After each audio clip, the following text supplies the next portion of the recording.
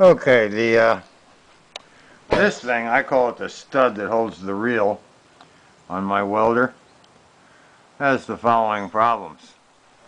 Number one, this stud is bent downward and forward. This being the top up here, it's marked top, okay? But it's bent downward slightly, which I'll show you with the square here. Hopefully you're not knocking down the dealie. Now you see over the length of it, which is about 3.5 inches. It's about a 1/16 of an inch out. I don't know if you can tell that, but there's a 1/16 of an inch clearance at the top. Okay, so that means it's bent downward, and it's also bent forward.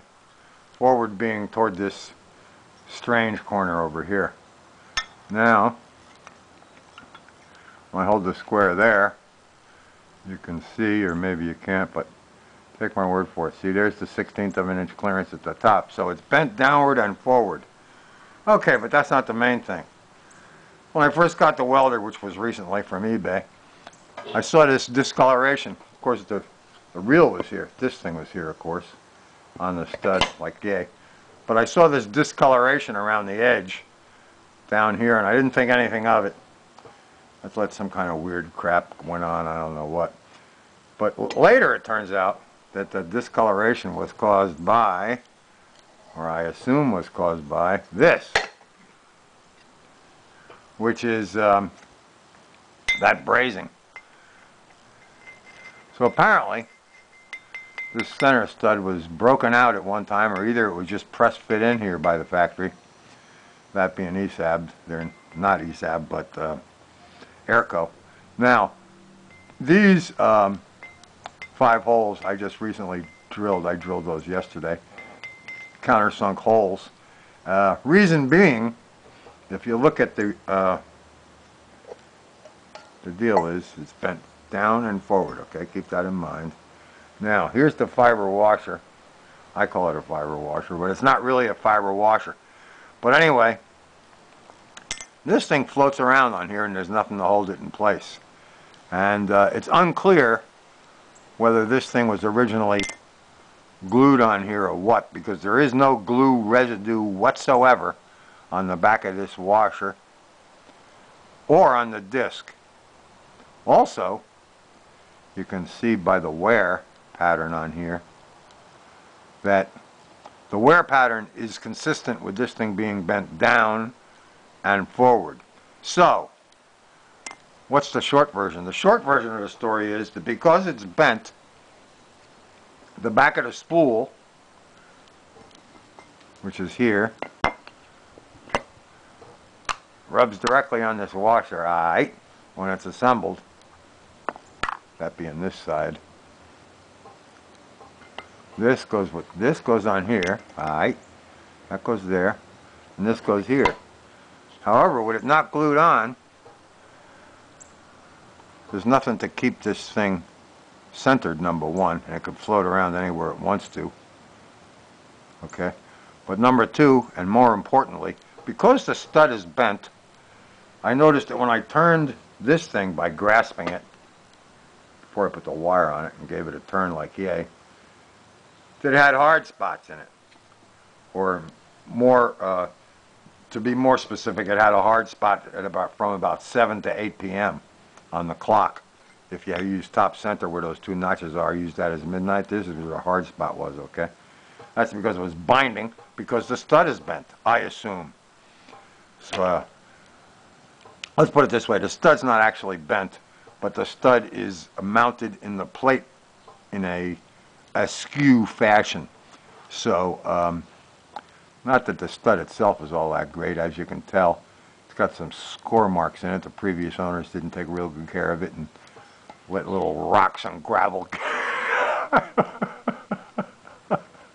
rocks and gravel got inside the reel, or whatever they did. But the deal is, I was going to try to tap out this washer, 632, and this is already tapped for the 632 screws, which would be these. Alright, yeah, so I was going to use these screws here and fasten this thing on. Obviously, I was going to take it from the, I was going to put the screws in from the back. This side mounts against the upward, the vertical part inside the center of the wire feed area. And I was going to put the screws in it to hold this thing in place. Okay, but the problem is that the stud is bent and it's going to continue to have a hard spot at 7 to 8 p.m. So I figured, okay, to overcome that, what I'm going to do is I'll take these out of the frame now while you're sitting with me.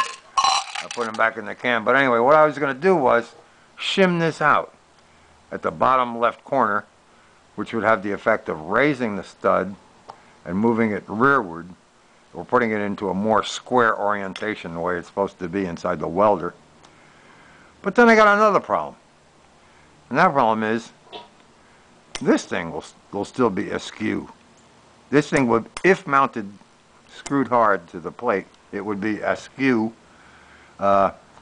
again, because the plate is now slant. The stud would be straight, but the backup brake piece, that being this, would be parallel and flush with this plate.